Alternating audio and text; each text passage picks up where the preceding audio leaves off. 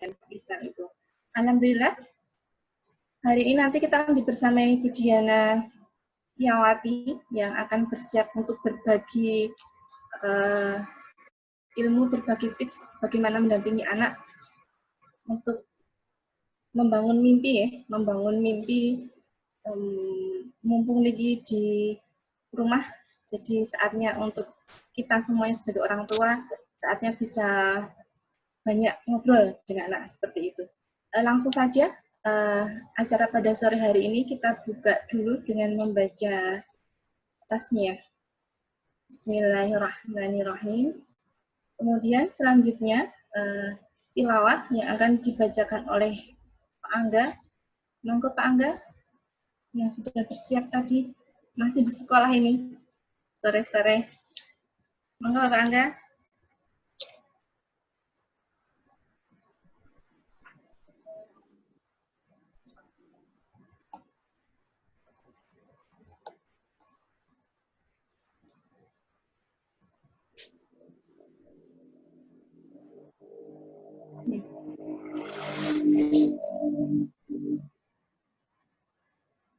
Selamat datang Bapak Ibu yang baru bergabung. Kita masih menunggu Pak Angga nih. Semoga segera terhubung dengan kita.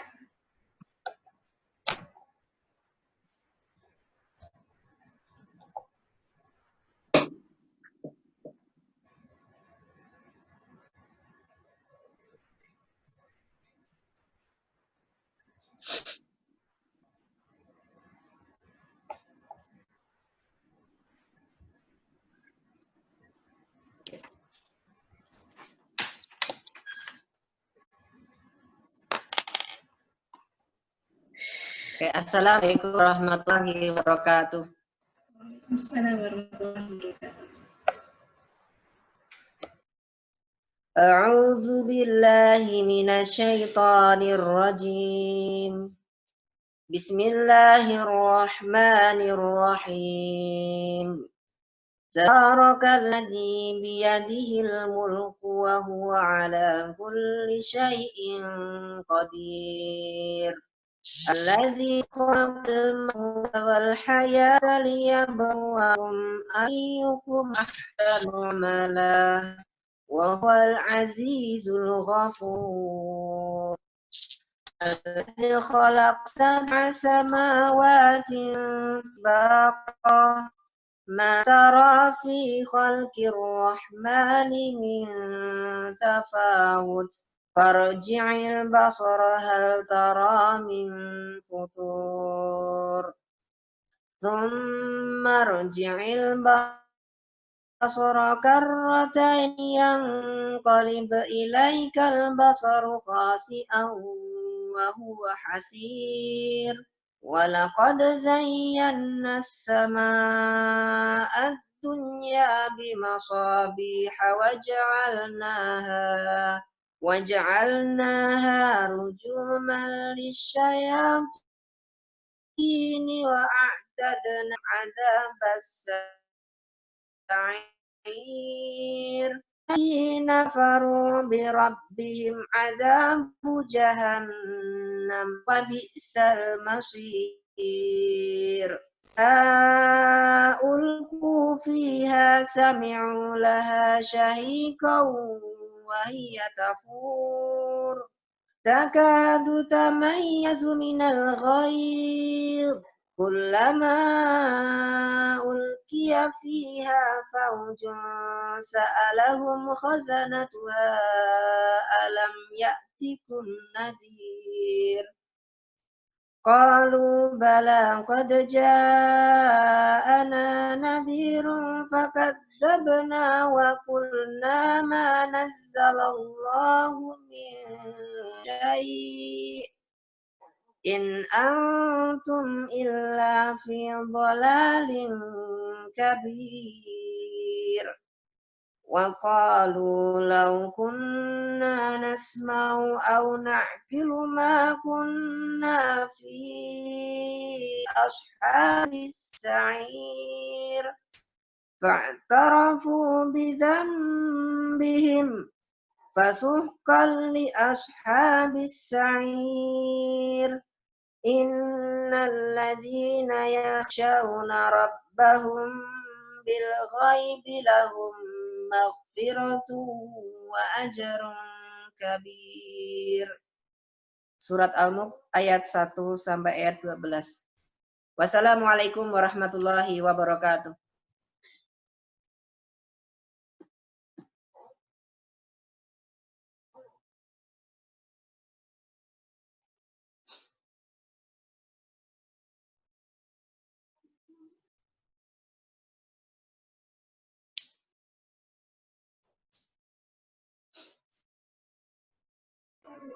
Terima kasih Angga, Masya Allah, Barakallah, semoga Allah memberkahi kita semuanya di sore hari ini. Semangat ya Bapak Ibu guru dan Bapak Ibu orang tua wali dari TPA, KBIT, TKIT, SDIT, MI, SMPT Ibnu Masud, dan TPA KB TKIT Insan Mulia. Alhamdulillah ini semakin lama semakin banyak yang bergabung. Semoga nanti sampai akhir ya, kita dimudahkan oleh Allah untuk mendapatkan sinyal yang stabil. Alhamdulillah hari ini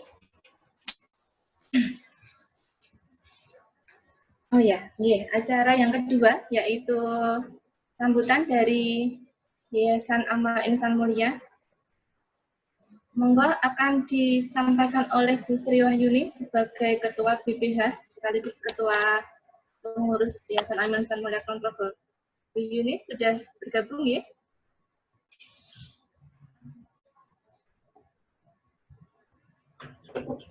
Nggih, sampun. Matur nuwun. Ibu. Saya persilakan. Nuwun Bu Afrida dan teman-teman semua. Assalamualaikum warahmatullahi wabarakatuh. Alhamdulillahirabbil alamin, alhamdulillazi arsala rasulahu bil huda wa dinil haqq liyudhhirahu 'ala dini kullihi wa kafa billahi syahida. Asyhadu an la ilaha illallah wa asyhadu anna Muhammadar Rasulullah. Allahumma sholli ala Muhammad wa ala ali Muhammad. Yang kami hormati Ibu Diana Setiawati PhD sebagai pembicara sore hari ini, yang kami hormati Kepala Sekolah dari TPA KBTKIT Insan Mulia, TPA KBTKIT Ibnu Masud, SDIT MI, dan SMPIT Ibnu Masud yang kami hormati, Bapak Ibu Ketua Komite dari TPA KBTKIT Insan Mulia, TPA KBTKIT, SDIT, MI, dan SMPIT Ibnu Masud. Bapak Ibu Wali yang berbahagia, bisa sore hari ini bisa bergabung bersama-sama di SOT yang kedua, pertemuan yang kedua di semester ini. Bapak Ibu guru yang kami cintai, yang tetap semangat, alhamdulillah mendampingi putra-putri Bapak Ibu semuanya dengan aktivitas BDR-nya, dan semua peserta SOT yang barangkali ada kemarin wali alumni yang ingin gabung SOT sore hari ini yang kami cintai. Alhamdulillah sore hari ini kita bisa berkumpul kembali walaupun dengan virtual bersama Bapak Ibu semuanya. Kita akan mungkin temanya sedikit tinggi ya atau mimpi begitu. Nah, kenapa ini kami pilih sebagai tema? Harapannya COVID tidak menghalangi putra-putri Bapak Ibu semuanya dari PAUD sampai SMP untuk tetap belajar, tetap punya cita-cita yang tinggi, tetap punya mimpi yang luar biasa, yang sesungguhnya BDR ini adalah kesempatan buat kita semua sebagai orang tua untuk bisa mendampingi lebih begitu. Maka kami memilih tema itu. Yang selanjutnya kami ucapkan banyak-banyak terima kasih kepada Bapak Ibu Wali khususnya yang sudah mendampingi putra-putri Bapak Ibu semuanya. Ala kulihal dengan segala kondisi kita di COVID ini, berbagai kendala memang dialami, tapi kami memberikan apresiasi kepada Bapak Ibu semuanya yang sudah berusaha mendampingi putra-putri Bapak Ibu di era COVID ini tetap belajar dengan model masing-masing begitu. Jadi kami ucapkan terima kasih yang sebesar-besarnya. Yang selanjutnya, insya Allah kegiatan SOT ini akan kita laksanakan dengan virtual seperti ini untuk semester ini, karena alhamdulillah kami sebagai pengelola dimudahkan dengan COVID ini, kita untuk menghubungi beberapa pembicara yang kalau mungkin di offline, di kegiatan offline, SOT offline mungkin agak kesulitan. Tapi karena kondisi COVID ini, maka alhamdulillah lebih dimudahkan. Seperti hari ini mungkin secara waktu, mungkin kalau offline kita agak berat nih Bapak Ibu semuanya kalau sore. Tapi kalau online oke-oke saja, ya, alhamdulillah Bu Diana juga oke di sore hari.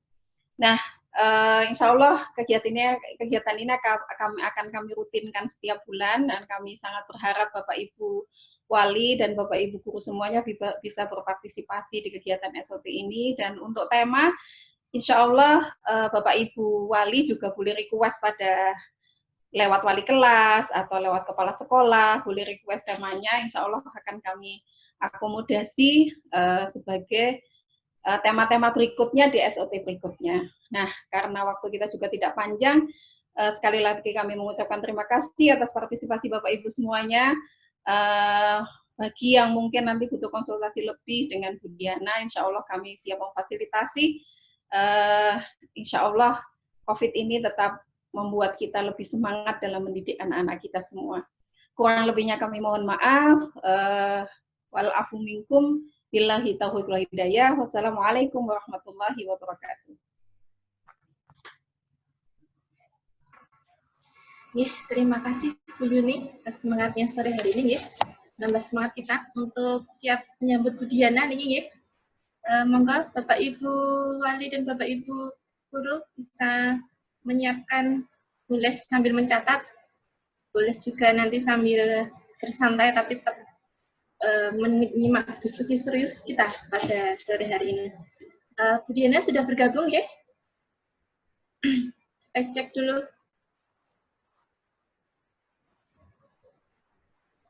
Assalamualaikum warahmatullahi wabarakatuh. Selamat datang Bu Diana. Ya, Masya Allah. alhamdulillah. Saya belum bisa share screen ya. Mungkin bisa settingnya diubah ke multiple attendee scan share gitu. Iya. Oke, nggih sampun. Monggo Bu Diana, sang guru kita pada sore hari ini, kita bersiap ini Bu untuk kita diskusi panjang dan tentang bagaimana mendampingi anak-anak cita-cita besar ini. Oke. Bu Diana langsung mawon, saya persilakan. Bisa didengar dengan baik ya suara saya ya? Bisa ya? Nggih. Oke, matur nuwun. Assalamualaikum warahmatullahi wabarakatuh. Selamat sore Bapak Ibu, semoga kabar baik semuanya. Perkenalkan saya Diana Setiawati, sehari-hari saya mengajar di Fakultas Psikologi UGM. Saya juga tim pendiri SMA Masa Depan. Saya juga ya banyak belajar lah bersama banyak teman di urusan mental health, pendidikan, dan ketahanan keluarga gitu. Sekarang sebelum kita mulai, boleh nggak saya bertanya, ibu-ibu, bapak-bapak bisa menjawab di chat ya, kan ini bisa di chat. Apa kira-kira keinginan bapak ibu? Pengennya anaknya itu menjadi apa gitu? Ya, boleh ngetik di sini di chatting, yuk monggo di kolom chat. Ada yang mau ngomong langsung juga boleh. Monggo, apa ya bapak ibu yang Bapak Ibu itu berharap anak-anak itu menjadi apa gitu ke depan gitu. Ya, monggo. Menjadi bermanfaat. Oke. Terus yang lain monggo. Bapak Ibu silahkan bergabung. Sekaligus biar Bu Yuning absen siapa yang hadir. Ya, ada lagi yang pengen corona sirna terus sekolah lagi, bisa berperan untuk peradaban, Masya Allah. Menjadi anak soleh, sukses dunia akhirat, mandiri, menjadi ahli Quran. Ya, Masya Allah, soleh ya, bahagia, bermanfaat, beriman, dan bertakwa. Oke, menjadi diri sendiri yang bermanfaat, sukses dalam karir dan cita-citanya. Oke, soleh dan sugih, Masya Allah. Luar biasa ya, bisa berdiri di kaki sendiri, survive, sukses dunia akhirat. Anaknya jadi soleh, sukses dunia akhirat. Bermanfaat bagi manusia, menjadi anak yang qurrata a'yun. Harapan kami anak-anak punya cita-cita mulia. Mau jadi apa terserah, asal jangan jadi gamer, begitu ya. Oke, Masya Allah ya. Saya yakin, monggo silahkan yang lain. Masih terus silahkan menulis, nanti kita bisa lihat lagi. Jadi Bapak Ibu, saya yakin nih Bapak Ibu punya cita-cita besar ketika memilih untuk menyekolahkan di sekolah Insan Mulia ya, namanya ya sekolahnya ya. Insan apa Bu namanya? Ibnu Mas'ud. Oh, Ibnu Mas'ud, yayasannya ya tadi ya. Iya, iya. Insan Ibnu Mas'ud. Masya Allah. Jadi bicara tentang cita-cita gitu ya. Ternyata kita semua setiap hari mendoakan anak kita, dan saya yakin Bapak Ibu juga mendoakan hal yang sama kan. Kita setiap hari berdoa, Rabbana hablana min azwajina wa dzurriyyatina qurrata a'yun gitu ya. Ternyata kita nggak hanya sampai di situ gitu. Jadi sebenarnya doa kita setiap hari tidak pernah hanya menginginkan anak kita itu ya qurrata a'yun gitu, sedap dipandang, sholat nggak ada yang nyuruh, ngaji nggak ada yang nyuruh, nggak pernah bertengkar sama adiknya dan sebagainya, itu kan qurrata a'yun ya. Ternyata nggak cuma itu, tapi cita-cita besar kita ternyata kita lantunkan dalam doa kita sehari-hari, waja'alna lil muttaqina imama gitu ya. Dan jadikanlah mereka itu pemimpin orang-orang yang muttaqin gitu. Masya Allah gitu ya. Jadi kita itu sebenarnya punya cita-cita sangat besar gitu, yang anak kita ternyata nggak cukup cuman soleh gitu, tapi dia itu juga harus menjadi atau bermanfaat untuk umat, untuk orang-orang muttaqin kayak gitu ya. Dan itu setiap hari sudah kita minta gitu ya. Dan salah satu wasilah terkabulnya doa itu kata para ustadz kan juga usaha kita untuk mewujudkannya gitu ya. Dan itu yang akan kita ceritakan hari ini gitu. Saya ingin menengok semangat dari cerita masa lalu gitu. Bapak Ibu kita dulu, apakah ini kira-kira Bapak Ibu ini ada yang anaknya baru PAUD ya, ada yang anaknya baru SD gitu ya. Jadi kayaknya saya ini cukup tua di antara Bapak Ibu ini ya gitu. Anak saya udah kelas 1 SMA gitu ya. Jadi mungkin saya paling tua nih di sini gitu. Karena yang lain ini anaknya SMP gitu ya. Nah, Bapak kalau yang Bapak Ibu usia saya kira-kira gitu ya, dan sampai sekarang ternyata gitu, kalau kita belajar sejarah di sekolah, itu kita selalu berpikir bahwa sejarah itu menjadi modern seperti ini itu adalah karena orang-orang Barat, ya kan, Bapak Ibu nggih? Kita baca yang dihafalkan anak-anak setiap hari itu kan misalnya hukum Newton, terus Joule, kilojoule, siapa lagi astronot yang Neil Armstrong dan sebagainya kayak gitu ya. Yang semuanya adalah orang Barat, dan kita selalu itu yang membuat sebenarnya salah satu yang membuat kita itu merasa inferior gitu kepada orang Barat gitu. Jadi banyak orang berpikir bahwa bule itu selalu bagus gitu, yang putih itu selalu benar, misalnya kayak gitu ya. Dan itu sudah terjadi, itu fenomena yang terjadi di banyak negara jajahan, negara-negara bekas jajahan itu memiliki seperti itu, kecenderungan untuk menganggap bahwa segala yang di Barat itu lebih baik gitu. Nah, itu terjadi karena anak-anak di dalam buku-buku pelajarannya, buku-buku pelajaran sains terutama tidak ada nama-nama Muslim gitu ya. Nah, itu yang yang membuat anak-anak kita juga merasa inferior. Jadi aku ini gitu ya, orang Indonesia, Muslim ini bangsa yang tidak pernah punya prestasi di masa lalu gitu ya. Jadi ya kayaknya kita memang akan begini terus sampai nanti. Kira-kira kan seperti itu gitu ya. Yang kita pelajari di dalam pas sekolah kita belajar seperti ini. Pas saya SMA, kalau Bapak Ibu seusia saya atau di bawah dikit atau mungkin sampai sekarang, guru saya dulu pas SMA itu mengatakan bahwa dunia ini gitu ya, yang membuat dunia kita saat ini seperti sekarang ini itu seperti ini timelinenya. Jadi dimulai dari Yunani, Greek itu Yunani. Jadi yang paling keren gitu itu Yunani, makanya perpustakaan UGM misalnya itu di depannya ada orang patung yang berpikir itu kayak Aristoteles atau siapa kayak gitu-gitu ya, yang wah kayaknya filosof Yunani itu keren. Padahal ternyata filosofi Yunani itu sebenarnya tidak bisa mengubah masyarakat barat saat itu gitu. Jadi makanya itu kecil peningkatannya di sini. Mereka tuh berpikir aja, berpikir gitu. Nah, kemudian setelah itu yang menjadi negara superpower dan peradaban superpower itu adalah Romawi. Romawi itu ya agak gaya seperti Amerika sekarang lah kira-kira kayak gitu. Nah, setelah itu kata guru saya, dunia ini kemudian masuk ke dalam masa kegelapan gitu. Masa yang sangat gelap. Kenapa disebut kegelapan atau Middle Ages atau abad pertengahan itu disebut gelap? Karena di sana ada perbudakan, setiap orang berbicara ilmu pengetahuan itu dipancung gitu ya, bahkan dibunuh, bahkan di macam-macam gitu. Jadi struktur masyarakatnya itu sangat barbarian begitu. Setelah itu kata guru saya, lalu ada yang namanya Renaisan gitu. Renaisan itu kalau Bapak Ibu pasti ingat lah waktu belajar sejarah ya. Renaisan itu adalah masa kebangkitan yang penuh dengan cahaya gitu ya.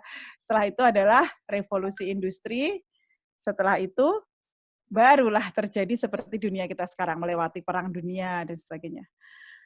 Waktu itu saya sering bolos waktu SMA ya Bapak Ibu, jadi saya nggak cukup kritis gitu. Jadi biasanya kadang-kadang catatan sejarah ini ya juga cuma ngepek punya catatan temannya gitu ya. Jadi kita nggak sempat mikir gitu ya. Kenapa ya? Padahal kalau dilihat-lihat ini kan aneh banget gitu. Masa sih ada peradaban yang ada masyarakat yang jatuh banget ke dalam lorong yang sangat dalam gitu ya, perbudakan, pokoknya tatanan sosial yang rusak dan sebagainya, kok tiba-tiba bisa bangkit tanpa ada apa-apa gitu. Pasti ada sesuatu seharusnya yang terjadi di sini gitu ya. Baru setelah saya ke Australia, saya suatu hari saya menonton TV Australia. Di situ TV itu ya kayak TV TV ya mungkin RCTI atau Metro TV semacam gitulah. Dia bikin film dokumenter. Film dokumenter itu saya ke Australia ini sekolah ceritanya. Jadi saya tinggal di sana. 5 tahun itu saya banyak melakukan perenungan gitu ya karena atau mendapatkan banyak insight. Filmnya dia memutar sebuah film dokumenter judulnya From East to West. Dia itu menceritakan bahwa kemodernan sekarang ini, segala sesuatu yang kita nikmati saat ini, itu sebenarnya berasal dari timur menuju ke barat. Gitu. Nah, itu kemudian membuka banyak hal, saya kemudian berdiskusi dengan banyak orang, membaca banyak, akhirnya ternyata saya sadar dan saya paham bahwa sebenarnya dunia yang saya pelajari ketika SMA ini namanya sejarah peradaban barat. Bukan sejarah peradaban dunia. Kata guru saya ini dulu namanya sejarah peradaban dunia gitu. Kalau dunia itu kan satu globe ini kan dunia namanya kan gitu ya. Jadi ternyata yang dijelaskan guru saya waktu itu hanya yang terjadi di sekitar sini, di sekitar Eropa gitu ya, di barat. Sementara apa yang ketika di dunia barat ini terjadi sesuatu di sebelah timur gitu ternyata ada sesuatu yang lain gitu. Nah, ternyata saya baru tahu inilah yang disebut sejarah peradaban dunia. Bukan yang tadi, kalau yang tadi yang saya pelajari di sekolah tadi, itu namanya sejarah peradaban barat. Ternyata ketika di barat itu terjadi masa kegelapan, di timur itu ternyata terjadi zaman keemasan. Yang benar-benar apa yang terjadi saat itu pada sekitar abad ke-6 sampai 16 ya, 1000 tahun, itu benar-benar mengubah cara pandang manusia terhadap dunia dan ilmu pengetahuan gitu. Dan itu adalah peradaban Islam gitu. Itu dimulai dari turunnya seorang rasul yang membawa pencerahan gitu ya. Kemudian rasul ini bisa mengubah generasi jahiliyah menjadi generasi terbaik. Setelah itu Islam berkembang sampai kemana-mana gitu ya. Ketika urusan Islam itu masih ada di Madinah dan Rasulullah masih ada, segala sesuatu bisa ditanyakan kepada Rasulullah gitu ya. Sehingga urusan pemenuhan syariat itu mudah. Ketika Islam semakin jauh sampai ke barat, sampai ke Eropa, bahkan di Eropa itu ada musim-musim ketika misalnya musim dingin, itu matahari hanya muncul 2 jam. Ada negara-negara tertentu yang mataharinya cuma 2 jam. Jadi mereka berangkat kerja itu masih gelap, karena jamnya udah jam 8 misalnya ya, mereka berangkat itu gelap.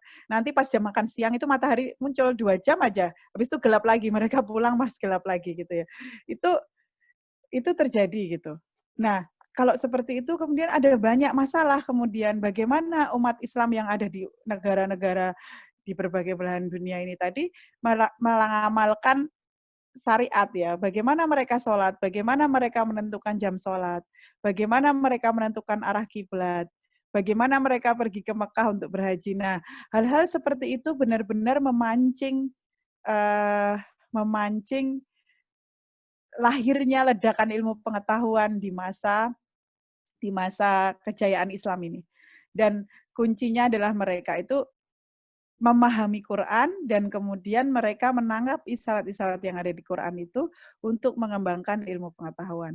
Nah, kemudian di UK, di Manchester, itu ada seorang profesor namanya Salim Al-Hasani, beliau menuliskan dan membuat gerakan namanya 1001 invention atau 1001 penemuan, 1001 invention. Di sini beliau bersama teman-teman di sana yang didorong atau disengkuyung juga oleh Pangeran Charles misalnya gitu ya. Mereka berusaha untuk menuliskan kembali sejarah yang terjadi pada zaman itu. Di situ Bapak Ibu bisa lihat di situsnya 1001 invention, 1001 invention. Banyak yang dijelaskan di situ gitu. Dan kita udah diskusi, kami dari tim SMA Masa Depan diskusi dan banyak meminta nasihat pada beliau. Beliau mengatakan salah satu kuncinya adalah umat Islam saat itu gitu ya. Itu yang dipikirkan itu adalah manfaat gitu. Ketika mereka berkarya sesuatu gitu, itu tuh harus menebar manfaat untuk orang lain gitu. Jadi misalnya ulama-ulama zaman itu misalnya menulis buku tuh jumlahnya 200 lebih buku gitu. Untuk apa gitu? Kata Prof. Salim Al-Hasani ini, apakah karena mereka ingin terkenal? Apakah karena mereka pengen punya uang banyak? Ternyata tidak gitu. Tapi karena mereka ingin berkontribusi untuk umat, mereka ingin menunjukkan jalan bagi umat gitu ya. Jadi semangat itu luar biasa pada zaman itu gitu ya. Untuk menjadikan ilmu pengetahuan itu solusi permasalahan umat, membuat umat itu bisa beribadah dengan lebih baik gitu, kira-kira begitu. Nah, itu yang membedakan dengan sekarang. Ilmu pengetahuan sekarang ini dipegang oleh orang-orang yang sekuler ya. Bapak Ibu lihat, kalau Bapak Ibu lihat di sekolah-sekolah, alhamdulillah Bapak Ibu diberi Allah rezeki dan kesempatan menyekolahkan ke sekolah Islam seperti Ibnu Mas'ud ini ya. Kalau Bapak Ibu merasakan anak-anak sekolah di sekolah yang tidak seperti ini, Bapak Ibu akan merasakan ilmu pengetahuan itu sesungguhnya di dunia ini sekuler yang mendominasi gitu. Jadi salah satu buktinya adalah kami pernah, jadi ilmu pengetahuan itu semakin tinggi dipelajari pun, itu tidak akan mempertemukan orangnya itu kepada Allah gitu. Salah satu buktinya adalah kami pernah mengundang seorang pemenang Nobel ya di UGM, pernah diundang seorang pemenang Nobel. Terus dia melakukan ceramah, dia memberikan ceramah. Ceramah beliau itu tentang kenapa kita harus mencintai mikroba. Gitu. Dia menang Nobel karena dia bisa itu tadi menjelaskan kenapa mikroba itu adalah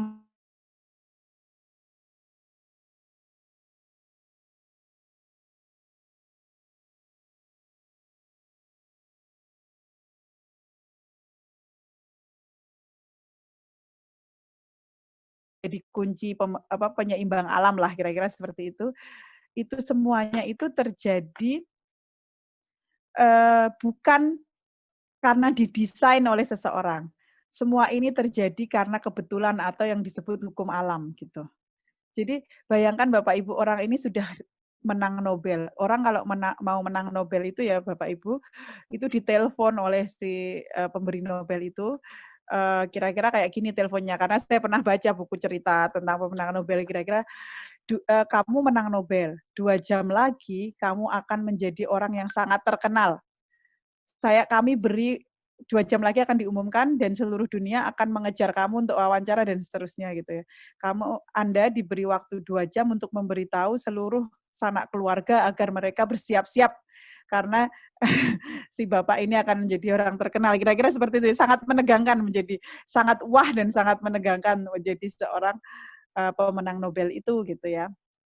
Nah, tapi seorang pemenang Nobel pun tidak bisa mengaitkan temuannya itu dengan Allah. Demikian juga dengan astronot, Bapak Ibu ya. Kalau Bapak Ibu bisa lihat atau ingat pada tahun 69 terjadi peluncuran pendaratan manusia pertama di bulan. Namanya Neil Armstrong, pasti Bapak Ibu ingat atau pernah dengar gitu. Bahkan mungkin di antara Bapak Ibu banyak yang dulunya ketika kecil pengen jadi astronot gitu ya.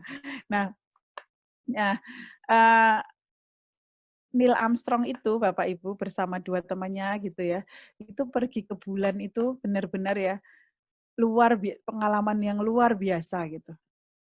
Tapi Masya Allah gitu ya, itu ternyata tidak membuat mereka itu bisa jadi muslim gitu ya, karena kan padahal dia itu bisa melewati sebuah kegelapan yang sangat gelap, bisa melewati melihat alam semesta yang sangat besar, tapi mereka nggak sampai pada kalimat Allahu Akbar itu. Karena ilmu pengetahuan yang dibangun itu ya tidak ke sana gitu. Ilmu pengetahuan yang dibangun itu bukan Quran dasarnya dan tidak menunjukkan manusia kepada Tuhannya gitu. Jadi bahkan tempat Neil Armstrong itu menjejakkan kaki di bulan itu namanya Tranquility Base atau tempat ketenangan. Kira-kira tempat si Neil Armstrong untuk menjejakkan kaki di bulan itu diberi nama sebagai tempat ketenangan gitu kira-kira ya. Jadi dia menemukan ketenangan alam yang luar biasa di bulan itu, tapi itu tidak membawa mereka kepada Allah gitu. Bahkan kalau Bapak Ibu baca detail kisah pendaratan di bulan ini,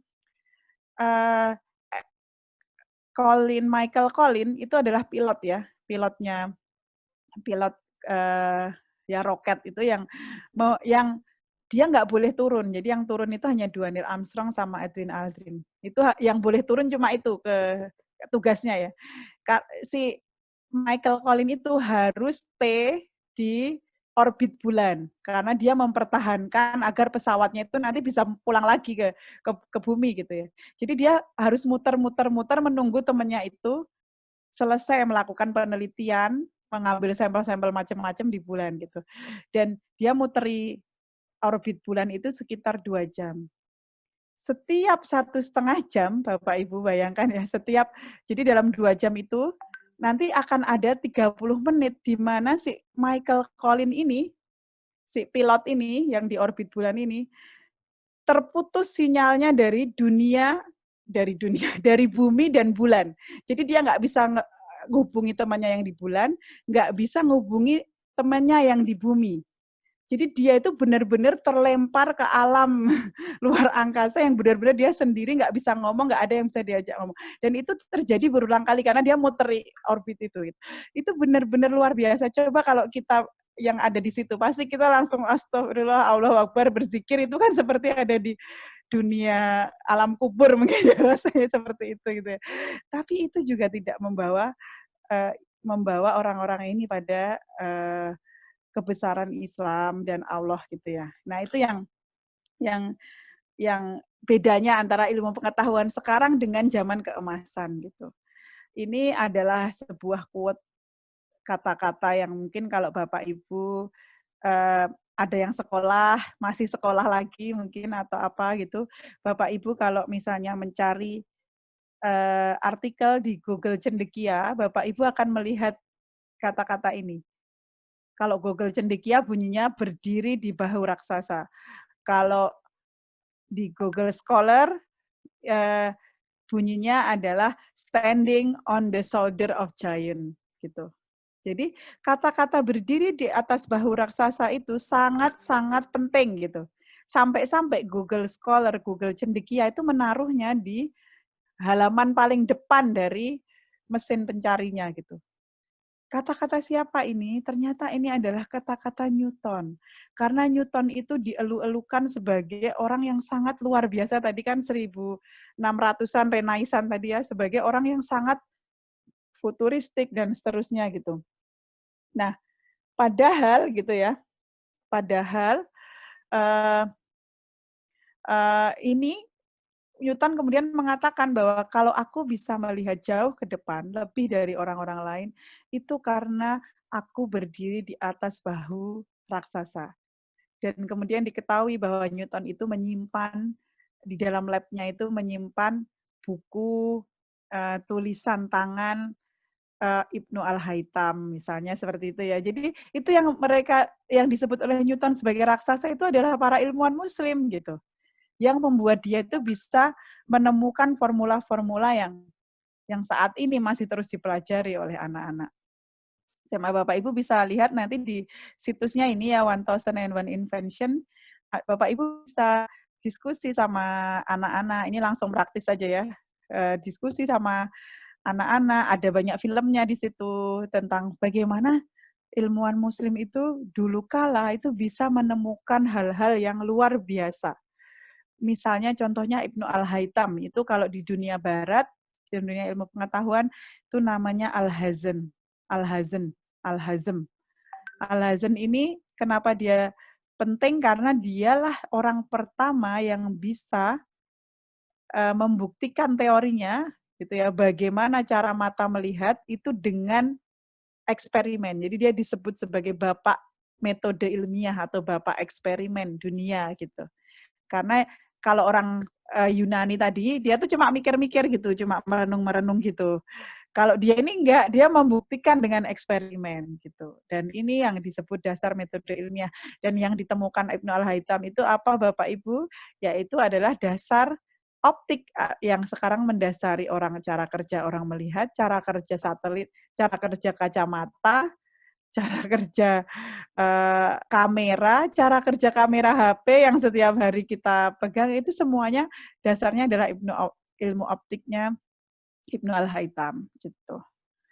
Nah, ini adalah nanti Bapak Ibu bisa lihat di situsnya, ini adalah eksperimen-eksperimen yang dilakukan oleh Ibnu Al-Haytham sampai dia ketemu dengan kesimpulannya itu. Selain Ibnu Al-Haytham, Bapak Ibu pasti juga sering mendengar banyak sekali ilmuwan pada saat itu, dan itu diakui oleh dunia barat. Kalau kita membaca detail di Wikipedia saja, itu kita akan menemukan banyak. Ibnu Sina, yang sampai sekian puluh tahun bukunya dianggap sebagai buku yang paling komprehensif dalam dunia kedokteran, The Canon of Medicine, terus masih banyak juga. Nah, semua hal itu, ada Al-Jazari dan sebagainya, itu banyak terekam itu oleh seorang great traveler namanya, atau pengembara besar namanya Ibnu Al-Haytham gitu ya. Ibnu Battuta, Ibnu Al-Haytham. Ibnu Battuta, Bapak Ibu juga bisa ngajak anaknya nonton ini gitu ya. Nonton film ini, Journey to Mecca aja. Bayangkan Bapak Ibu, ada seorang pemuda usia 23 tahun, itu anak ini anak ini, pemuda ini tinggalnya di Maroko. Maroko itu adalah Maghrib ya, Maghrib disebut Maghrib. Maroko itu disebut Maghrib karena Maroko itu letaknya paling barat. Nah, paling barat dari Afrika gitu. Nah, perjalanan dari Maroko ke Arab itu ya, kalau sekarang ini kita lihat itu seolah, kalau ini saya lihat, ini saya pegang globe, ini di globe saya ini cuman seujung ini jaraknya. Tapi ketika tidak ada pesawat, hanya cuma sekilan kira-kira. Tapi ketika tidak ada pesawat saat itu, belum ada petunjuk arah, belum ada apa-apa di abad 13, itu perjalanan dari Maroko ke Saudi Arabia itu harus ditempuh 18 bulan.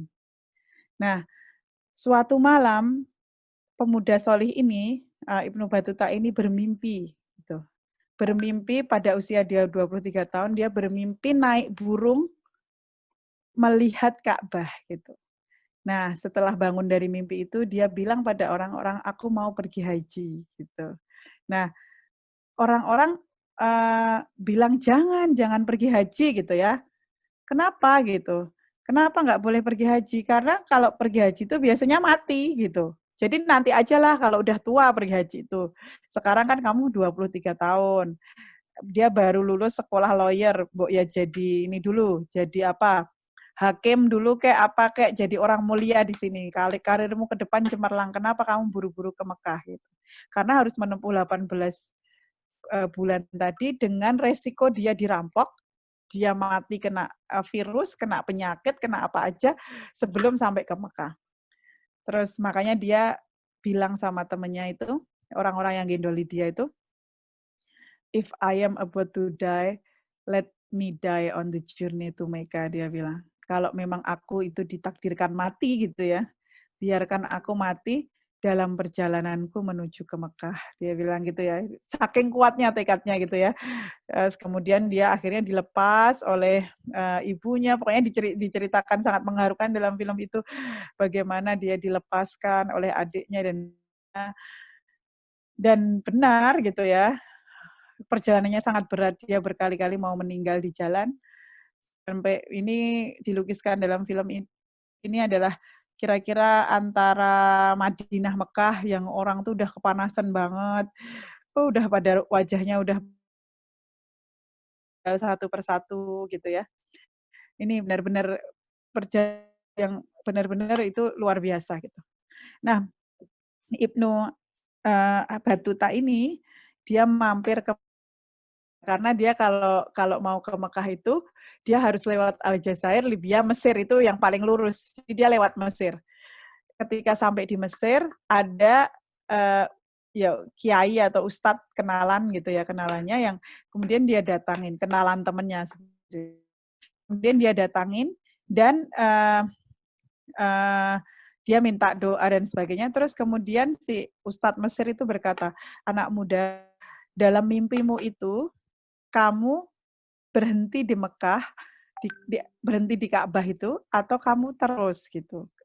Kamu itu naik burung, itu lewat atasnya, atau si burung itu berhenti di samping Ka'bah. Katanya Ibnu Battuta, aku melihat Ka'bah dari atas. Jadi burung itu terus meneruskan perjalanan setelah melihat Ka'bah itu. Maka kemudian Ustadz Mesir itu bilang, kalau begitu anak muda, setelah kamu menunaikan haji, jangan pulang kembali ke arah yang kamu lalui, tapi cobalah pergi ke arah yang berlawanan. Sampai akhirnya Ibnu Battuta ini berkeliling dunia sampai sekitar 22 tahun kemudian, baru pulang kembali ke Maroko. Makanya dia kemudian menyaksikan banyak peristiwa, menyaksikan banyak para ilmuwan-ilmuwan lain menuliskan banyak hal tentang dunia Islam saat itu. Salah satunya yang dia tuliskan itu adalah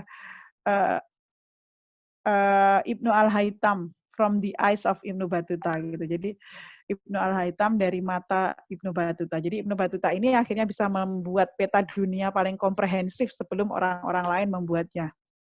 Nah itu. Kemudian kalau kita lihat ya Bapak Ibu, jadi waktu itu Barat tuh sebenarnya benar-benar kalah jauh gitu dengan dunia Islam gitu.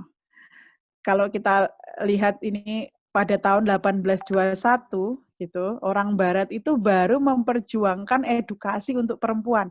Jadi perempuan boleh sekolah dan sebagainya itu baru diperjuangkan di dunia Barat tahun 1821. Padahal tahun 841 seorang muslimah di Maroko namanya Fatimah Al-Fihri mendirikan universitas pertama di dunia gitu, namanya Al-Qawariyin. Dan itu adalah pertama di dunia. Bayangkan di sebelah di bawah kepemimpinan Islam seorang perempuan sudah mendirikan universitas pertama, sementara di Barat orang baru ngomongin tentang pendidikan 1921 gitu. Itu kan kebalik-balik gitu ya. 1000 tahun kemudian, dan bahkan diceritakan saking peradaban Islam itu sangat maju di pusat-pusatnya di Eropa seperti di Toledo itu dekat Granada Spanyol itu jadi kota internasional. Orang Cina, orang Yahudi, orang apapun datang dan berguru pada orang Muslim gitu untuk belajar banyak hal. Termasuk ya ini Fatimah Al-Fihri yang tadi, ini universitasnya Al-Qawariyin Mosque. Dan ini ada perempuan lain yang menemukan ini namanya astrolog. Ini adalah dasar yang sekarang jam dasar untuk menentukan arah, kiblat dan seterusnya itu dasarnya dari sini. Ini adalah perlu matematika yang luar biasa ini ya, dan ini ditemukan oleh seorang perempuan namanya, makanya dia disebut Maryam al-Astrolabi. Nah, pada saat itu bisa terjadi seperti itu karena ilmu pengetahuan itu, belajar ilmu itu bukan untuk ilmu sendiri, apalagi belajar ilmu itu untuk biar biar kaya. Tadi bagus sekali, jadi ada yang pingin solih dan sugih itu luar biasa. Kita memang harus punya muslim-muslim yang kuat untuk membangun peradaban gitu ya. Tapi harus kita ingin anak kita punya visi yang besar dulu baru kaya gitu ya. Jadi jangan sampai mereka menuntut ilmu karena pengen kaya. Nah, itu yang paling ini ya, paling harus kita luruskan. Kita bisa tahu bahwa menuntut ilmu itu yang membuat ledakan ilmu pengetahuan pada zaman keemasan Islam itu adalah karena Quran itu dibaca, dipahami, dan kemudian itu menuntun kepada keingintahuan yang akhirnya dan Islam itu memandang ilmu itu tidak sama dengan Barat. Kalau Barat itu memandang yang disebut ilmu itu ya yang bisa dibuktikan secara ilmiah, yang bisa dilihat, yang secara materi bisa nih. Islam itu tidak menganggap seperti itu. Islam itu menganggap bahwa ilmu itu milik Allah. Jadi orang itu bisa menjadi penemu dan sebagainya itu karena dibukakan kunci oleh Allah. Dan ilmu yang diberikan lewat Quran, wahyu, atau hadis, itu juga ilmu pengetahuan namanya. Karena ilmu milik Allah, Allah memberitahu lewat Quran dan hadis. Sementara itu, ilmu yang dikembangkan oleh para saintis itu juga ilmu, karena sesungguhnya segala hal di dunia ini Allah yang tahu gitu. Apakah saat ini virus corona itu nggak bisa ditangani? Apakah belum ada ilmunya untuk membuat orang yang kena corona itu nggak meninggal, misalnya kayak gitu ya. Sudah, yang belum ada itu cuman kita belum tahu, karena Allah belum membukakan itu pada kita, gitu ya. Jadi itu kan mental set seorang muslim kan seperti itu. Nah, itu yang terjadi saat itu. Jadi ilmu pengetahuan itu menjadi solusi masalah umat, dan ilmu pengetahuan dan Quran dan kehidupan Islam itu tidak terpisahkan, gitu. Sementara sekarang ini banyak sekali orang Islam sendiri yang memisahkan bahwa ilmu dunia dan ilmu akhirat gitu ya. Jadi kalau yang penting itu Quran aja, ilmu pengetahuan itu nggak penting misalnya. Itu sangat banyak yang seperti itu. Itu menyedihkan gitu ya. Jadi akhirnya yang sibuk ngafalin Quran, yang misalnya saya di kampus itu ngajar anak-anak yang keren-keren, pinter-pinter banget gitu ya, excellent, ya mereka yang nggak ngapalin Quran. Jadi akhirnya dikotomi gitu. Yang moncar-moncar di kampus ya yang bukan penghafal Quran, yang bukan orang-orang yang hamil Quran, yang sementara yang orang-orang yang hamil Quran menganggap bahwa ilmu dunia itu nggak penting. Jadi kalau di kelas tidur gitu ya, ngantuk kayak gitu-gitu ya. Jadi itu hal-hal yang sangat dikotomis dan saya kadang berpikir kapan gitu ya itu bisa terjadi gitu. Seorang pencinta, seorang hamilul Quran, pemikul Quran itu juga pecinta ilmu gitu ya. Itu yang membuat kami akhirnya mendirikan SMA yang punya visi seperti itu, ingin mengembangkan ruh ilmuwan muslim saat itu gitu. Jadi ini apa yang bisa kita pelajari dari Golden Ages atau masa keemasan Islam itu adalah sains sebagai jawaban atas permasalahan umat. Dan keinginan menuntut ilmu itu menuntun semangat, keingintahuan itu menuntun semangat menuntut ilmu dan untuk mengungkap kebenaran. Hampir semua ilmuwan saat itu polymaths, mereka sangat bisa apa saja, jadi mereka belajar banyak sekali hal. Kita kalau punya anak-anak kadang-kadang kan mikir, kasihan anak-anak capek belajar ini itu gitu. Padahal ulama-ulama pada saat itu mereka tuh tahu banyak sekali hal karena mereka belajar banyak hal. Jangan salah anak kita kalau kita kasih waktu-waktu tidur yang banyak ya mereka tidur. Kalau kita kasih ngerjain PR segini aja habis itu terserah ya mereka akan sibuk dengan drama Korea, dengan chatting pada temannya dan sebagainya gitu ya. Jadi nggak usah khawatir anak-anak itu memang ini gitu ya. Apalagi anak-anak remaja itu memang seharusnya saatnya mereka itu harus belajar banyak sekali hal agar mereka itu nanti bisa seperti ilmuwan zaman dulu. Mereka polymaths, mereka tahu ilmu kedokteran, sekaligus tahu ilmu psikologi, sekaligus tahu ilmu kimia, banyak sekali hal yang tahu matematika dan sebagainya. Dan pada saat itu tidak ada dikotomi ilmu dunia dan akhirat. Di kurikulum besar pendidikan anak itu kita harus memberikan makna baru ya tentang kesuksesan ya. Jadi sukses itu bukan sekedar dalam tanda petik punya rumah dan mobil gitu ya. Tapi sukses itu sebenarnya adalah pada seberapa manfaat yang bisa kita berikan pada orang lain. Kita kalau kita sudah ada di ranjang kematian gitu ya. Apa sih yang kita ingin dengar dari para pelayat dan kita ingin mereka mengenang betapa manfaatnya hidup kita. Nah, itu yang harus kita tanamkan pada mereka. Kemudian memberi makna baru tentang menuntut ilmu atau sekolah. Jadi sekolah kan karena biar bisa masuk ke sini, biar bisa jadi apa. Tapi memang itu menuntut ilmu, mengungkap kebenaran gitu ya. Dan di situ kita harus mendidik anak-anak kita yang punya jiwa kepemimpinan karena kita berdoa mereka menjadi pemimpin orang-orang mutakin, komitmen, punya semangat juang, dan yang paling penting punya empati pada derita umat. Dan penting punya karakter empati pada derita umat karena karakter mencolok atau mendasar dari Rasulullah itu gitu. Coba Bapak Ibu buka atau ayat-ayat terakhir ya kan laqad ja'akum rasulun min anfusikum telah datang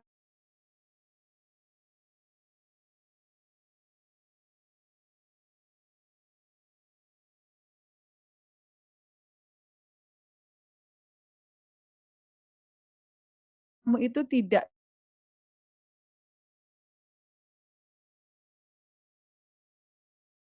agar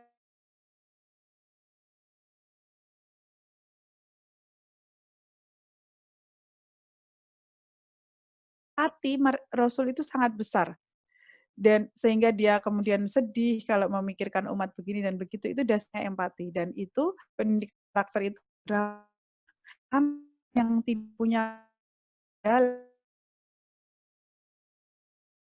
gitu ya. Jadi kita kuncinya orang tuanya yang harus bisa mencapai level komunikasi yang mendalam dengan anak-anak sehingga anak-anak itu bisa berempati di dalam keluarga antar keluarga, bisa berempati pada orang yang membutuhkan. Itu belajar dari kita. Nah, nanti kalau udah kita jadi nggak bisa anak-anak itu dilepaskan meskipun udah sekolah di SDIT, SMPIT kita tenang-tenang aja gitu nggak bisa. Pendidikan itu tetap tanggung jawab orang tua gitu ya. Dan kita yang punya tanggung jawab untuk membentuk karakter mereka. Jadi waktunya sedikit, banyak sekali yang harus dikuasai Al-Quran, pemahaman agama yang komprehensif, bahasa, jadi global citizen tadi agar pede seperti orang-orang muslim zaman dahulu gitu ya. Tantangan kita banyak, konsumerisme, materialisme, anak-anak setiap hari nggak terkendali, teman juga mempengaruhi. Kita ingin jadi pemimpin dalam kebaikan. Kita cuma punya 2 pilihan, 1 pilihan. Kita harus memilih 1 di antara 2 pilihan, menjadikan dia itu pemimpin, jadi karena jadi tapi nanti mereka juga sangat mudah menjadi follower buruk. Bapak Ibu yang membunuh, kelitih yang membunuh itu gampang itu ya. Kok bisa ada anak membunuh ini di penjara, kita penelitian itu ternyata anak-anak ini kontrolnya lemah, perilaku keluarga. Jadi itu kok hanya pengasuh dalam ikut kelekat dalam keluarga. Aku agar anak kebahagiaan, well-being, sekolah harus melakukan apa, keluarga harus melakukan apa, ini adalah hal-hal yang nah ini sekolah itu harus bisa memberikan keamanan, ekspektasi dan dukungan, nggak cuma menuntut, tapi harus mendukung. Memberikan koneksi antar guru, teman, dan kesempatan. Keamanan itu dalam artian dia bebas berekspresi dan keluar sama tasi kan kalau di anak yang soleh berikan jalan harus punya regulasi perilaku. Jadi yang harus menguatkan gitu ya. Menanamkan karakter atau guru yang ya alhamdulillah. Dan bagaimana caranya ya tadi cita-cita besar diraih dengan dialog keseharian kita dengan anak-anak. Ingat apa kita diskusikan dengan anak-anak itu adalah dialog peradaban. Itu adalah sangat sehari-hari gitu. Jadi kita mereka itu dari dialog sehari-hari. Tua itu membentuk cara pandang anak terhadap dunia. Demikian juga tentang cita-citanya. Dan visi besar itu pasti harus berawal dari rumah kita, bukan dari rumah tetangga gitu ya. Kita harus mau menanamkan.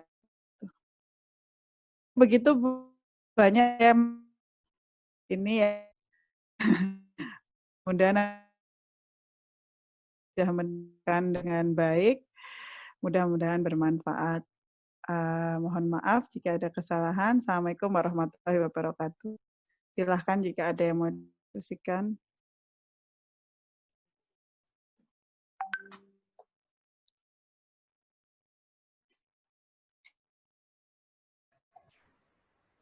Terima kasih Bu Dina, Masya Allah.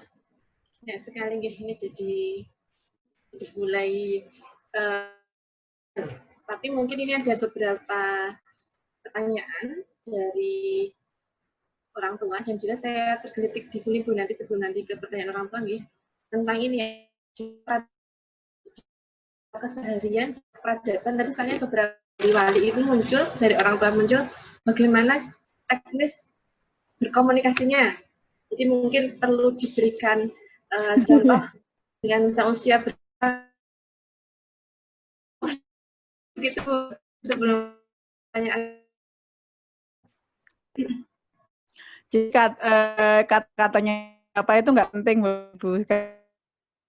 Style ya pas bahasa Progo berbeda lah bahasa orang tempo ngomongnya dengan ini gitu ya. Ya bahasanya ciri paling penting adalah cap mendalam itu yang paling. Jadi komunitas itu biasanya tingkatannya bisa 5 gitu ya sampai 5. Banyak keluarga tingkat level 1 itu ya yang tidak berkomunikasi. Ya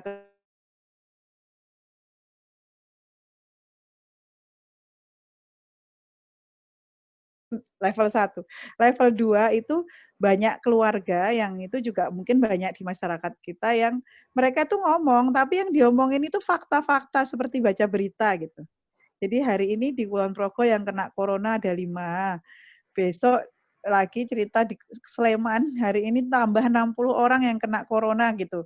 Atau di Gua Cemara ada kecelakaan, ada ini. Jadi isinya itu adalah reporting fakta-fakta itu. Itu banyak keluarga yang level komunikasinya hanya seperti itu. Terus kemudian ada yang level komunikasinya itu level 3 itu ya mereka bicara fakta, tapi sudah bisa bertukar opini, pendapat, tapi tidak sampai bicara emosi. Nah, level keempat itu ketika mereka sudah bisa bicara emosi, sedih, kecewa, gembira, mereka sudah bisa saling tahu, saling ini. Nah, level 5 itu ketika mereka sudah bisa saling memberi feedback, saling mengoreksi, saling ini gitu, sangat dekat gitu. Jadi bisa saling berbicara, memberikan kritik, membangun dan sebagainya. Itu adalah level yang kelima gitu. Nah, kita itu harus bisa mencapai komunikasi level yang terdalam ini untuk bisa membuat komunikasi mendalam dengan anak-anak agar setiap hal yang kita bicarakan sehari-hari, tema sehari-hari pun menjadi dialog peradaban gitu. Jadi itu sebenarnya kuncinya gitu. Ada seorang bapak yang karena dia bercerai, dia harus mengasuh kedua anaknya gitu ya. Terus kemudian saya assess anaknya, saya bilang ini anak ini tidak pernah diajak bicara mendalam gitu, sehingga dia nggak seperti anak yang nggak dewasa, cuek kayak gitu-gitu ya. Jadi sekarang untuk mempertahankan apa ya, bapak ini kan bertanya pada saya gimana ya biar anak saya ini nggak terluka oleh perceraian ini gitu ya. Terus saya bilang kuncinya Bapak harus bisa mencapai itu tadi level kelima tadi ya. Di situ nanti Bapak harus bisa ini gitu, harus bisa komunikasi mendalam gitu. Sehingga Bapak tidak akan melewatkan apapun ekspresi luka dari anak-anak ini yang tanpa terobati. Jadi sebenarnya orang tuh bisa trauma dan sebagainya itu kan ketika luka-luka psikologis itu tidak diobati, ketika dia sebenarnya mempersepsi sesuatu keliru, tidak ada yang meluruskan dan seterusnya gitu. Nah, kemudian si Bapak ini bertanya bagaimana Bu caranya saya bisa memulainya. Caranya mungkin sebelum tidur bisa sering-sering ngobrol bareng di atas bantal gitu ya. Ini anaknya masih kecil-kecil terus oke, kalau udah di atas bantal itu, apa Bu yang harus saya bicarakan gitu ya, Bapak ini bertanya. Saya bilang, mungkin kalau susah Pak mencari topik, beli aja buku cerita gitu. Buku cerita, terus Bapak bacakan. Habis itu di setiap penggal yang bermakna itu berhentilah gitu ya. Gitu. Terus kemudian bercerita, "Di, anak ini kasihan banget nggak dia?" gitu. Masa dia nangis, ditinggal balonnya direbut temennya. Kalau menurutmu orang ini jahat apa baik gitu? Gimana rasanya orang ini? Nah itu awal-awal kita itu bicara emosi dari cerita-cerita seperti itu. Kalau menurutmu kamu gimana? Kalau kamu dibully temenmu kamu ini enggak gitu ya. Nah itu terus kemudian kita bisa cerita apapun topiknya apapun Bapak Ibu. Baik itu kadang-kadang tidak perlu mahal, kita buka WhatsApp aja pasti setiap hari itu ada berita ini, berita itu, gitu kita bisa diskusikan dengan anak-anak. Kenapa ya orang ini seperti ini? Kasihan sekali ya orang ini begini-begini gitu ya.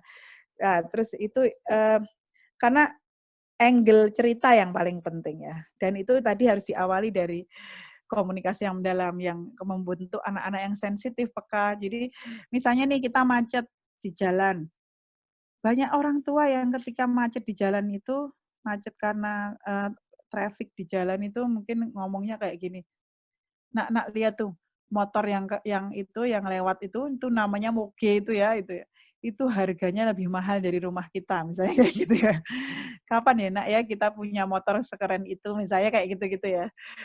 Nah itu kan sebenarnya kita menanamkan materialisme pada anak-anak. Kenapa kita nggak melihat ke hal lain gitu. Nah itu kasihan ya orang itu, kita naik mobil, orang itu jualan kayu bakar, jalan kaki panas-panas, Apa ada yang beli gitu ya, apa yang ini kapan ya nak ya kita bisa punya yayasan yang bisa menyantuni orang-orang seperti itu kan sebenarnya sama-sama berada di jalan di tengah kemacetan lalu lintas, kita bisa memilih pembicaraan angle yang mana saja gitu ya. Nah itu kedekatan itu yang perlu dibangun dan itu nggak bisa tiba-tiba. Jadi kalau ditanya bagaimana dengan anak SMP dan seterusnya, semua kedekatan ini harus dibangun sejak bayi gitu ya, kira-kira sejak kecil. Justru ketika anak-anak itu sejak kecil itu yang didengar cuman kita, nah itu perbanyaklah diskusi pada saat itu, maka insya Allah ketika besar mereka juga akan terus mendengarkan kita gitu. Begitu Ibu. Ya, terima kasih Bu. Ini ada kendala sinyal Ya. tadi. Ini saya kalau baca beberapa chat dari pertanyaan Bapak Ibu guru wali dan orang tua nih, memang banyak teknik komunikasi tadi nih. Saya pikir sudah Bu Diana sudah menjawab. Ya. Ini ada Bu yang agak beda yang terakhir saya buka terakhir ini. Mohon informasi penjelasan latar belakang ilmuwan muslim dunia tadi dari latar belakang orang tuanya. Biar bisa diambil. Ya itu ya Bapak sayang sekali ya memang tidak semua biografi itu lengkap gitu ya. Sehingga kan kita mestinya Ibnu Al-Haytham dididiknya gimana sih waktu kecil dan sebagainya itu kan masih terbatas gitu ya, karena banyak manuskrip itu memang waktu itu ketika perang salib itu apapun yang terjadi, semua kitab-kitab muslim itu memang kemudian diambil dan diterjemahkan ke Latin dan bahasa Inggris gitu ya, sehingga manuskrip-manuskrip aslinya juga ada di mana-mana gitu. Memang kita nggak punya banyak referensi tentang itu, tapi ada beberapa kitab yang ditulis oleh para ulama klasik juga gitu yang bisa kita jadikan referensi. Misalnya judulnya Qimatuz Zaman Ngindal Ulama, itu adalah kitab gitu ya. Dan alhamdulillah hal-hal seperti itu sudah diterjemahkan dalam bahasa Indonesia. Judulnya Manajemen Waktu Para Ulama, misalnya kayak gitu ya. Terus bagaimana para ulama bersabar dalam menuntut ilmu, itu ada kitab-kitabnya yang Bapak Ibu bisa browsing di ini. Itu adalah cerita-cerita bagaimana para ilmuwan itu benar-benar misalnya sampai ke toilet pun gitu ya, kalau ke toilet pun dia itu meminta seseorang untuk membacakan sesuatu keras-keras agar dia tidak ada waktunya yang hilang. Jadi pas dia jongkok di toilet tuh dia tetap mendengarkan ilmu pengetahuan. Nah sekarang kan sebenarnya mudah ya, kita ke toilet ya tinggal setel YouTube di depan pintu, nanti kita dapat ilmu gitu ya. Nah itu sampai seperti itu. Atau ada ulama yang misalnya bahkan 1 jam sebelum meninggalnya pun masih diskusi tentang ilmu, misalnya hal seperti itu. Atau yang masih minta menulis gitu ya, minta ya pokoknya macam-macam itu. Saya pikir itu juga hal yang bisa kita diskusikan dengan anak-anak. Tapi juga Bapak Ibu bisa berkreasi lah dengan apa-apa yang ada selama ini gitu ya. Saya juga banyak membuka dialog tuh nggak harus dari ilmuwan muslim gitu. Saya misalnya tadi dengan anak saya itu sering membahas tentang astronot gitu ya.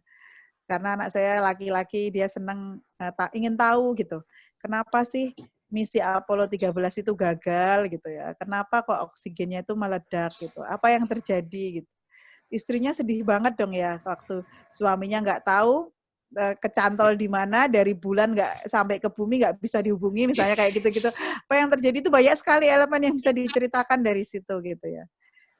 Ternyata untuk jadi seorang astronot itu luar biasa ya, dia harus belajar matematika, dia harus bisa nyopir pesawat, dia harus bisa berenang, dia harus bisa begini, begitu luar biasa ya, banyak sekali yang harus kita pelajari kayak gitu-gitu ya. Itu kan memberi semangat pada menuntut ilmu gitu. Jadi Bapak Ibu bisa mulai dari apa saja. Saya biasa membeli buku itu nggak yang mahal-mahal gitu ya.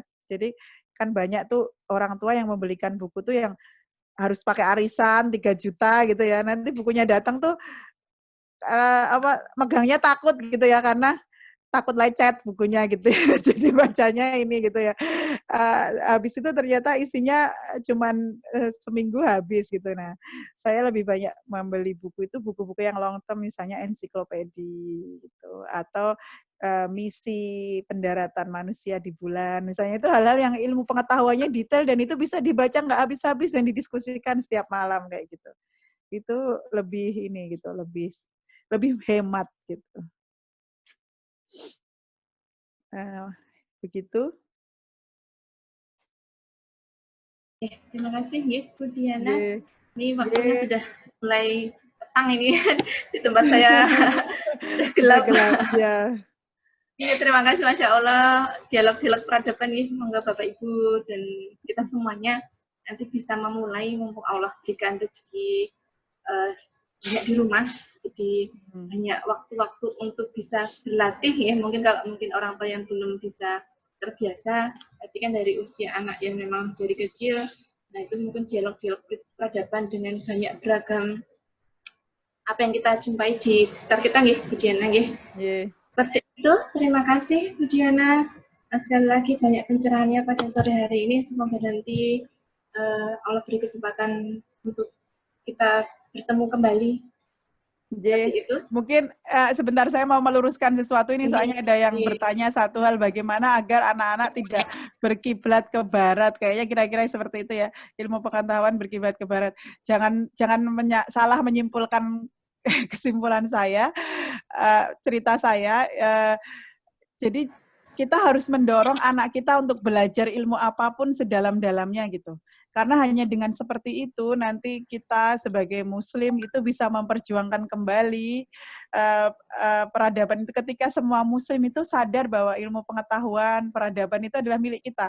Jadi Allah menyuruh kita untuk menggali itu. Jadi kalau anak ibu-ibu pengen anaknya menjadi dokter, ya biarlah dia jadi dokter yang benar-benar mumpuni di bidangnya, sehingga dia dihormati oleh para ilmuwan di seluruh dunia. Kalau dia mau belajar tentang fisika, biarlah dia menjadi yang paling mumpuni di bidang itu, agar dia bisa mengubah sesuatu di ini. Kita memang saat ini perjuangannya harus seperti itu, makanya saya juga memilih untuk sekolah ke Australia, memilih berteman dengan sangat banyak bule itu untuk itu gitu, untuk untuk mengejar ilmu itu gitu. Jadi jangan berpikir bahwa jangan kemudian ke barat. Justru itu yang harus kita perjuangkan. Jangan sampai misalnya kesempatan beasiswa dan lain-lain itu direbut oleh orang-orang yang tidak punya misi yang seperti misi kita, seperti itu. Ngoten Bu, terima kasih.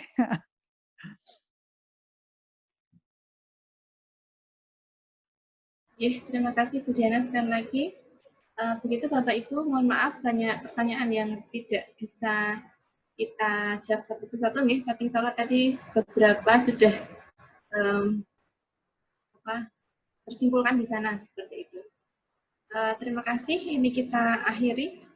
Semoga nanti di SOT bulan selanjutnya kita akan dibersamai dengan para narasumber hebat dari banyak beragam sudut pandang ilmu pendidikan parenting seperti itu. Terima kasih Bu Diana. Dan kita akhiri. Seperti itu. Sekarang pukul sudah hampir maghrib ya. Dari saya. Sebentar. Ini. Seperti itu kita akhiri dulu. Kita tutup dengan baca doa kafaratul majlis.